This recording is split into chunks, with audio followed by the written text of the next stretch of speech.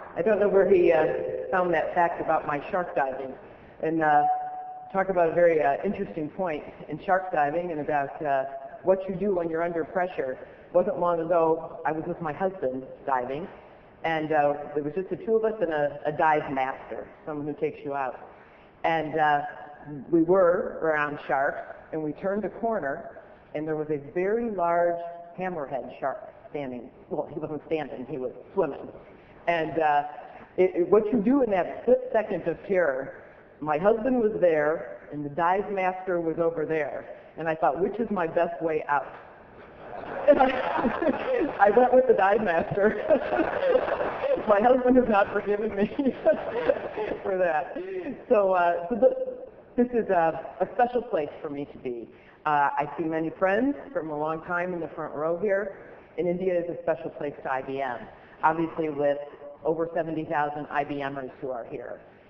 It's also, something referenced earlier, it's our #2 base in the world of operations, and in fact every unit is representative here. Perhaps though, most important are some very cherished clients that are here. Many of you in the audience, be that Bharti Airtel, be that Jindal Steel, Tata Capital, and others. And so when I thought about the topic today, and just like Ananda, as you did, I thought, what can I leave this audience with? Nothing worse than just listening to someone talk. And I thought about the topic, the theme that we have, which is about a knowledge economy. And the more I kept thinking about the theme, I kept saying to myself, but a knowledge economy, it's not a destination, actually. It's a means to an end. And I think, when I think about this, the knowledge economy, it will give you great opportunity, and it's great opportunity to transform some industries and to make this world a better place for many, many more people than it is today. And if it's thinking about how you bring financial applications on a cellular phone to someone, or how to do remote health care, or how to bring lending and banking to people that have never done that, that to me is what an opportunity is. And as I thought about it, that all is predicated on one topic. And it's what your Honorable Minister mentioned, I think everyone has mentioned, and it's the topic of innovation. And as I think about innovation, there's a reason, and that's actually where I thought I'd ground some of my brief comments with you today, is on this topic of innovation.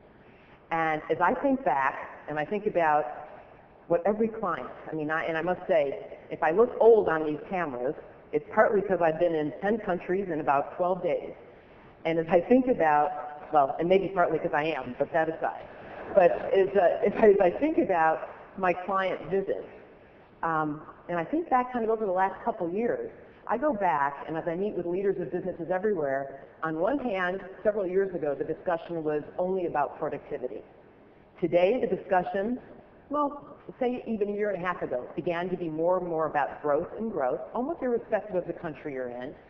But today it's different. It is about productivity and growth.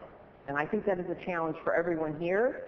And when you do them at the same time, in a world that's globalized, that can lead to commoditization if you don't think about innovation.